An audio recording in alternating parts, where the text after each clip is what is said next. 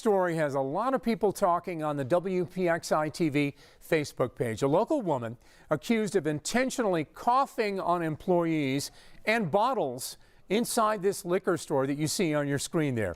We posted this story just a few hours ago. It's already gotten more than 1,000 reactions. So I just want to read some of the comments that we're getting about this. Here we go. One viewer commented, quote, "She should have to pay for all the stuff she touched and coughed on." And someone else joked, "At least she was nice enough to tell them she had COVID." But jokes aside, it's unsettling for those employees who were coughed on. Police say the bottles this woman touched were removed from the store, but our Michelle Newell talked to a customer who's still worried for his own safety. I go in that store maybe once every month or two, and they keep really good control of letting people in.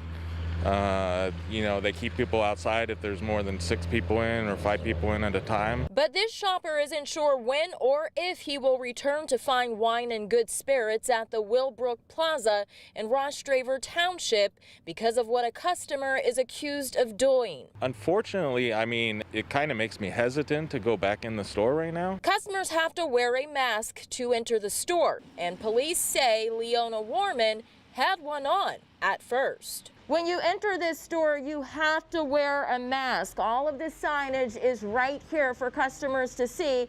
But police say when the woman walked inside, not only did she take her mask off, but they say she deliberately began to cough on liquor bottles and even employees claiming she had COVID-19.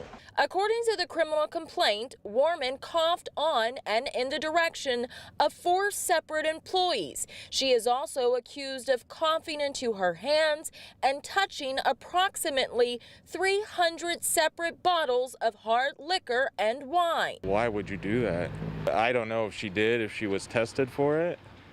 But it not only affects, people who come into contact with it, but it affects their families too. We contacted a representative for Fine Wine and Good Spirits. They told us the health and safety of their customers and employees is a priority. They also said the store was closed for about 3 hours on the day of the incident, so the store and its products could be thoroughly cleaned and disinfected. We asked if employees were required to take a COVID-19 test and quarantine, but we didn't get an answer. It's also not clear if Warman was required to take a test after the incident, but we do know she is facing a long list of charges, including simple assault, disorderly conduct, and recklessly endangering another person. Michelle Newell, Channel 11 News. All right, Michelle, thank you. And just a wild story, obviously. We know that those of you at home may have some strong opinions on this, so we invite you to leave your comments on the WPXI Facebook page. We have this story pinned there right at the top.